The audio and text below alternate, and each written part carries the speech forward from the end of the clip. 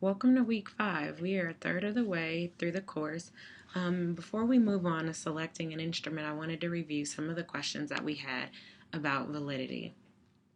So first, I wanted us to just sort of look at what is validity, and what some of your classmates said, two responses that really captured it, is that reliability and validity are both important in testing, but if your test is invalid, it is not going to be very useful, which is why validity is so important.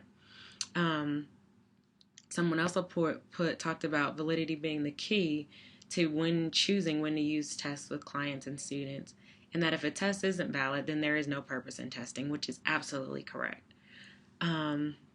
So we had a couple of questions about exam question number 4.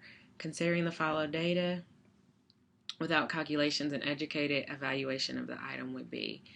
And what it was originally the answer was answer B.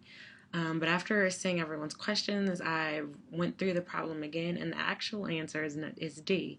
And the reason why is because we don't know how many people got the answer incorrect or correct when only information from the high and low group are shared. So we don't know about that middle group and how many they got correct.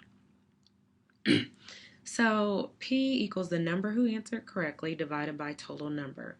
What I did is that I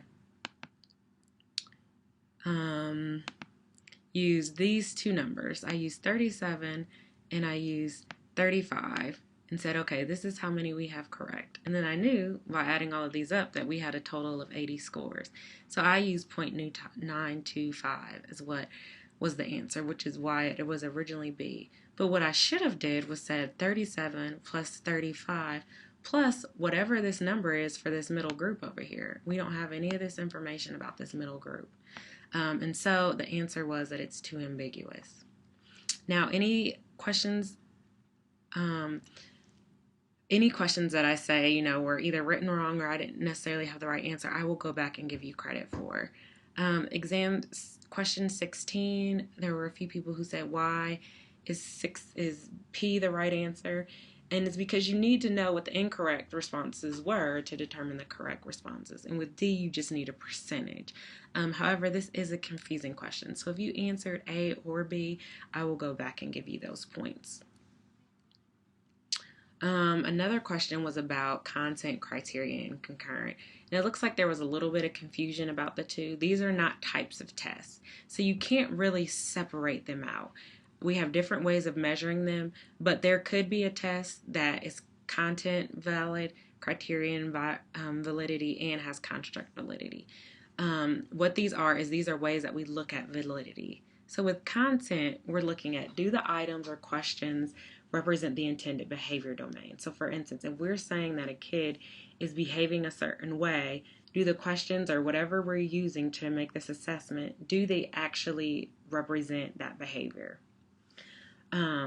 Criterion is, do the items or tasks predict certain behavior? So that's why you see these testings for SATs. It says, based on this score this person has, I believe that this person will be successful in college.